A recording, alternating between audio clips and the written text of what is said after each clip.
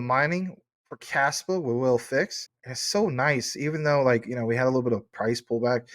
It's just like, you know what? I am mining Kaspa. Like that is the coolest thing, you know? Learn some new things, by the way. Some of you guys know about this, some of you don't. We talk about halving events, right? I just learned about this. I'm new when it comes to mining.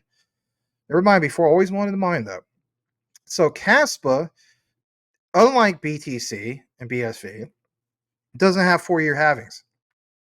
They have halvings every year. Now, this thing is really interesting. So I want to point this out. And no, I haven't added Kaspa to my portfolio on here yet because, I need to obviously do that once a month. But the point is this. Like almost anything you could think of, like even BTC. Let's pull this up for a second. I'm not a fan, but I'm going to give you a little lesson, okay? Maybe you already know about this. I'm not trying to act like I'm a know-it-all. I'm not a know-it-all. So look at this, right? And it's just like that looks pretty nice. And then you have these great pumps and goes down. But this is BTC. Some people say we can't use that example. All right, let's get another example. For instance, let's do what the heck? We'll do Shiba Inu, right? Shiba Inu. Let's pull this up. Talking about like looking at all-time highs for charts and stuff like that, right? All right. So some people will be like, well, Shiba Inu is just a glorified meme token, pump and dump, pumps, kind of dumps. But in reality, crypto winter happened, right? All right. So things go absolutely parabolic. Don't get me wrong. I mean, look at the all-time on Shiba Inu. I mean, it was at. I mean, we started back in like, God, was it 20? What was it? Early 2021, something like that. Hold on a second. 2020. Shiba Inu was at 10 zeros at one point, and now we're at 4 zeros. And at the height of the bull run, we are basically at 0.4 zeros, I think 89 or 88, give or take. And so here's the thing: watching zeros burn, recognizing charts that some charts look good, some look like what the heck, right? Here's an example I'm trying to give you. All right, check this out. We're going to full screen it. You want to see one of the most healthiest charts in all of crypto that's part of the top 50, not top 100, but the top 50. Do you know which one it is? I'll tell you which one it is. It's freaking Kaspa, all right? So look at this for a second. Let's share this, all right? This is good. Look at that beautiful chart with Kaspa. And how long they've been out? They've only been out since 2022. But they have what's referred to as having events that happen once a year.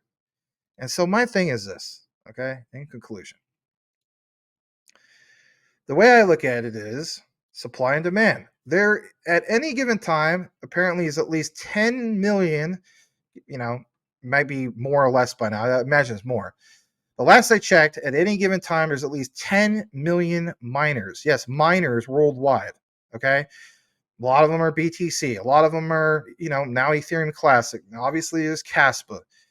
But miners need to do just that. They need a platform to mine on that they're going to get the most amount of rewards.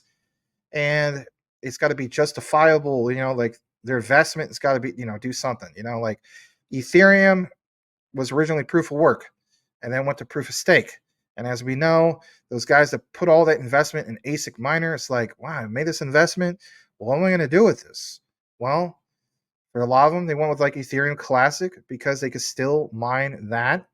But, if you look at like Ethereum before it went from proof of work to proof of stake, it was like before that happened, it's the mining rewards. And it's like these guys asking like if it's worth it. So to go to Ethereum Classic, if I was a miner, it's like, geez, I mean, I'm going to take a big hit on my overall rewards. What blockchain I go with. I use this analogy with some of you guys that when it comes to Kaspa, mining Kaspa, it's like you're still getting a slice of the pie. Like, picture a giant pizza pie, still getting a slice of the pie. Some people say, well, why don't you just, mine, for instance, BTC, because it went to, now it's at like 67K or whatever. We just briefly hit all-time highs. Why don't you just mine that, Max? Because it's everybody that's part of that trying to get the piece of pie. It's not just a piece of pie anymore. It's people literally trying to At this point, get crumbs. And then the halving that's coming up for BTC, it's crumbs divided upon crumbs.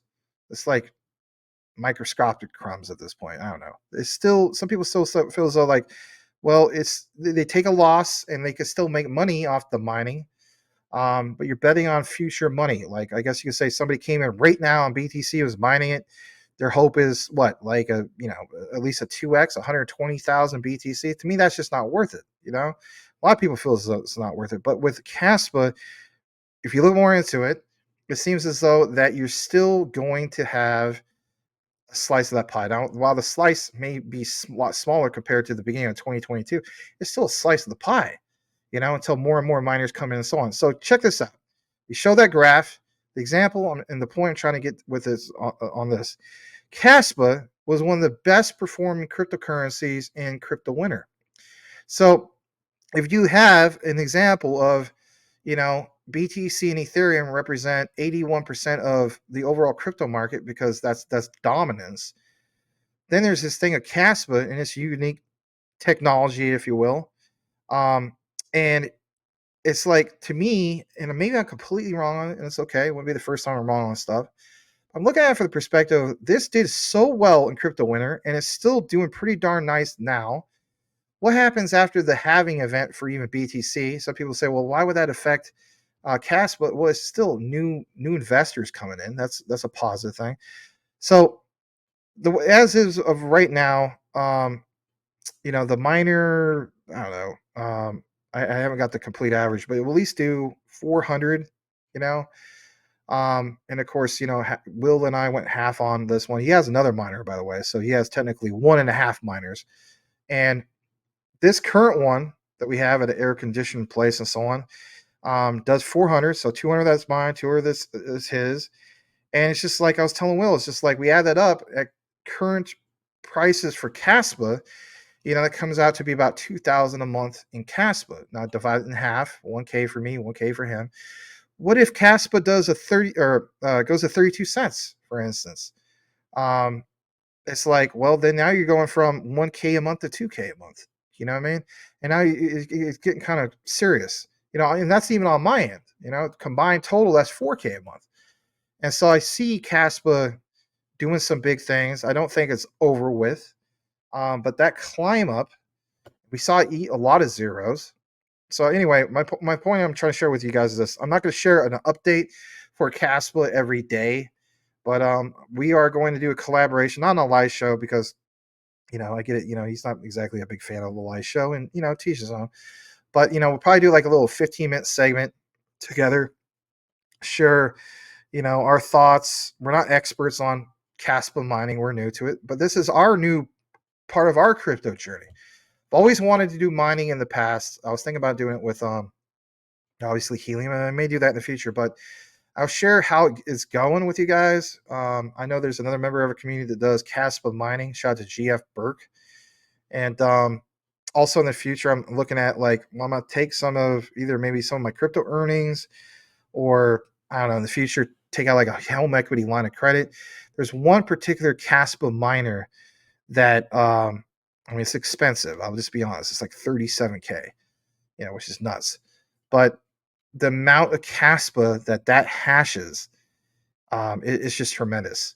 And looking at it from the perspective of like, you know, investing in, you know, potentially doing like a rental property or literally buying a money machine, you know. I know it sounds crazy, but I don't know how many of you guys are Kaspa miners.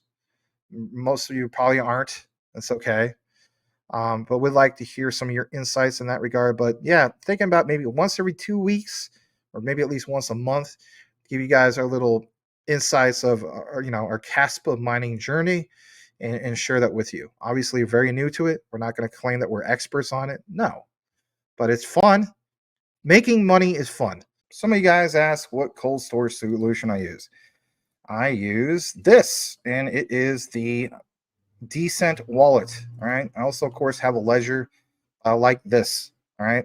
You can get a discount basically from going into the affiliate link, which is in all the live video descriptions and recorded and so on. And for the yahoos that are out there, they're like, this is just a shield, and we'll fix point this out, and it's a great point. Were you aware that you don't necessarily get a discount link just going straight to the site? No, you actually have to go through a platform like this.